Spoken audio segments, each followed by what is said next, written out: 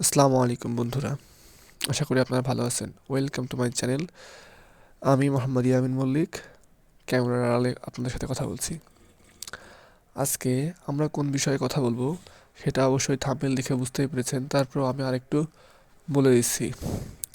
আজকে আমি আপনাদের সাথে যে বিষয়টা নিয়ে কথা বলবো তা হলো জাপানে যেতে কী কী লাগে। প্রথমত লাগবে আপনাদের একটা ভ্যালিড পাসপোর্ট লাগবে। তারপর দ্বিতীয়ত লাগবে ভাষা শিক্ষার সার্টিফিকেট। আপনি যে জাপানি ভাষা শিখেছেন তার একটা সার্টিফিকেট, N5 লেভেল। জাপানি ভাষায় অনেকগুলো লেভেল আছে, যেমন N5, N4, N3, N2, N1। কিন্তু জাপানে যেতে আমাদের প্রয়োজন মিনিমাম সর্বনিম্ন N5 লেভেল। N5 লেভেলে দুটো পরীক্ষা হয়, একটা হলো নেট টেস্ট আর একটা হলো JLPT। Japanese language proficiency test, skill test হয়তোবা এমন কিছুই। তাহলে আমাদের এখন করণীয় কি? আমরা জাপানে যেতে চাই, এখন আমাদের করণীয় কি? প্রথমত একটা ভ্যালিড পাসপোর্ট বলেছি, এটা আপনি ভাষা শেখা শুরু করার পরে বানাইতে দেবেন। ভাষা শিক্ষা কোর্স আপনি অনলাইনে, আমিও এখানে আস্তে আস্তে ভাষা শিক্ষার বিভিন্ন ধরনের ক্লাস এখানে আপলোড করব ধীরে ধীরে। তারপর আপনি যদি চান আরও অনেক অনলাইন প্ল্যাটফর্মে দেখবেন যে ফ্রিতে জাপানি ভাষা N5 লেভেল শেখানো আছে। এছাড়াও আপনি সরকারিভাবে বাংলাদেশ কারিগরি প্রশিক্ষণ কেন্দ্রে গিয়ে জাপানি ভাষা শিখতে পারেন। তাছাড়াও আপনি প্রাইভেটেও শিখতে পারেন। বাংলাদেশে প্রাইভেট ভাষা শিক্ষা প্রতিষ্ঠান এখন অনেক, কারণ আপনারা জানেন বাংলাদেশ থেকে জাপান প্রায় 1 লক্ষ কর্মী দেবে। এই কারণে এর চাহিদাটা বেড়েছে এবং ভাষা শেখার ক্লাসও, ভাষা শিক্ষা প্রতিষ্ঠানও বাড়ছে।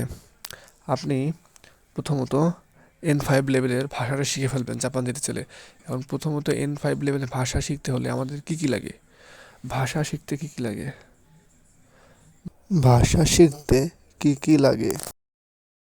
সবার মনে এই কোশ্চেনটা থাকে। 1 নাম্বার, যে কোনো ভাষা শেখার জন্য আপনাকে তার বর্ণমালা ভালোভাবে জানতে হবে। বর্ণমালা ভালোভাবে জানলে পারে আপনি বই দেখে দেখে রিডিং পড়তে পারবেন। আর N5-এর জন্য আপনার কিছু বই কিনা লাগবে, যে বইগুলো আমার কাছে আছে আপনাদেরকে দেখাই। একটা বই, দুইটা বই, তিনটা বই। বইটার নাম হলো বইটার নাম হলো মিনানো নিহোঙ্গো বুক। মিনানো নিহোঙ্গো বুক। N5-এর জন্য এই তিনটা বই পড়তে হবে। একটা হলো মিনানো নিহোঙ্গো টেক্সট বুক, মিনানো নিহোঙ্গো গ্রামার বুক, আর এটা হলো কাঞ্জি পাঠ। এই বইগুলো আপনারা কই পাবেন? আপনারা বিভিন্ন অনলাইন প্ল্যাটফর্মে দেখবেন বিক্রি করতেছেন। এইগুলো বিভিন্ন অনলাইন প্ল্যাটফর্ম বা খিলক্ষেত, যেখানে ঢাকার খিলক্ষেতে গিয়েও আপনি বই কিনতে পারেন। এখন আপনার কাজ হলো প্রাথমিক অবস্থায় বর্ণমালাগুলো শিখে ফেলা। প্রাথমিক অবস্থায় আপনি বর্ণমালাগুলো শিখে ফেলবেন প্রাথমিক অবস্থায় আপনি বর্ণমালা শিখে ফেলবেন। বর্ণমালা শিখে আপনি যে কোনো জায়গা থেকেই একটা 3 মাস কিংবা 6 মাসের একটা কোর্স করে ফেলবেন ভাষা শিক্ষার উপরে। কোর্স করে আপনি জিএলপিটি বা নেট টেস্ট অথবা জিএলপিটি এক্সামের যে কোনো একটা এক্সাম দিবেন, দিয়ে যে পাশের একটা সার্টিফিকেট পাশ করলেই হবে। অর্থাৎ এখানে 180 মার্কের পরীক্ষা হয়।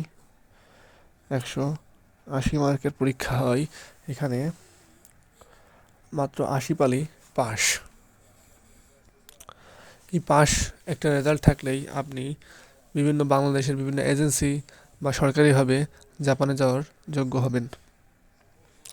তাই আপনাদের প্রথম উচিত যেতে হলে জাপানি ভাষাটা ভালোভাবে শেখা। আমার চ্যানেলে আপনাদেরকে স্বাগতম। আমার ভিডিওগুলো ভালো লাগলে অবশ্যই লাইক করবেন, কমেন্ট করবেন, সাবস্ক্রাইব করবেন। শেয়ার করার দরকার নেই, যার দরকার সে এসে খুঁজে নিক। ধন্যবাদ সবাইকে। আসসালামু আলাইকুম।